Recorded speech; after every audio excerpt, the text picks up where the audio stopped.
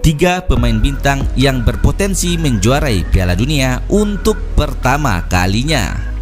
Di posisi ketiga ada Harry Kane. Performa Harry Kane di klubnya Tottenham Hotspur tak diragukan lagi. Dia pernah 3 kali meraih Golden Boot di Liga Inggris. Tapi dari banyaknya prestasi Harry Kane, ia belum pernah meraih trofi Piala Dunia. Akankah Piala Dunia tahun 2022 ini akan menjadi tahun di mana Harry Kane bisa meraih trofi Piala Dunia pertamanya? Kita tunggu saja. Di posisi kedua ada Lionel Messi. Siapa yang tak kenal pemain bintang yang satu ini?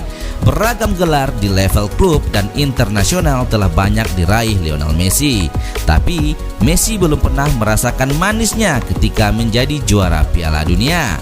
Dan kita tunggu saja apakah Lionel Messi bisa meraih Piala Dunia pertamanya pada Piala Dunia Qatar tahun 2022 ini. Kita tunggu saja ya, sama seperti Harry Kane yang tadi.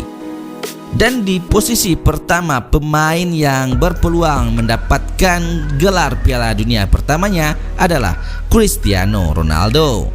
Sama seperti Messi, walaupun telah meraih banyak gelar di level klub, Cristiano Ronaldo belum pernah merasakan menjadi juara Piala Dunia.